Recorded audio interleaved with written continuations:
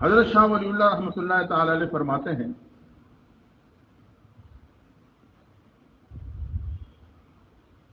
دل کے صفائی کے دو طریقے ہیں.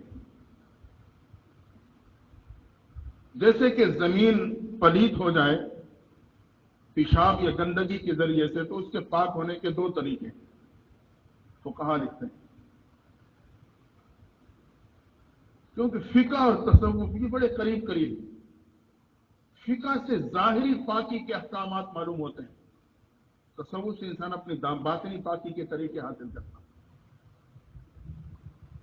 تو جب زمین پلیت ہو جائے اس کے پاک ہونے کے دو طریقے, یا تو اس پہ سورج اتنا چمکے کہ وہ پلیتی بھاپ بن کے اڑ جائے, جب سورج اس پہ مسلسل چمکتا ہے وہ جگہ پاک ہو جاتی ہے, فقہا کہتے ہیں وہاں نماز پڑھنا چاہیے.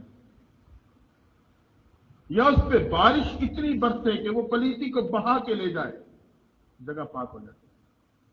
حضرت شاہ ولی اللہ رحمۃ اللہ تعالی فرماتے ہیں کہ دل کے پاک ہونے کے بھی دو طریقے ہیں.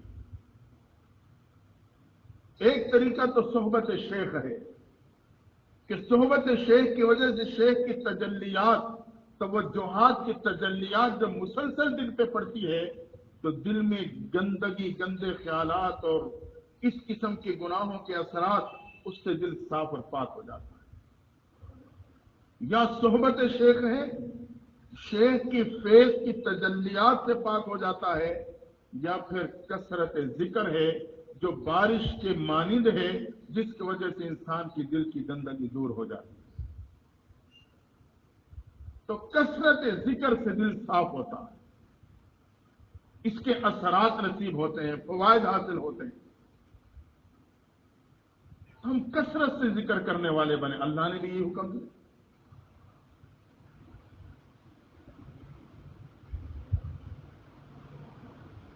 کثرت سے ذکر کریں.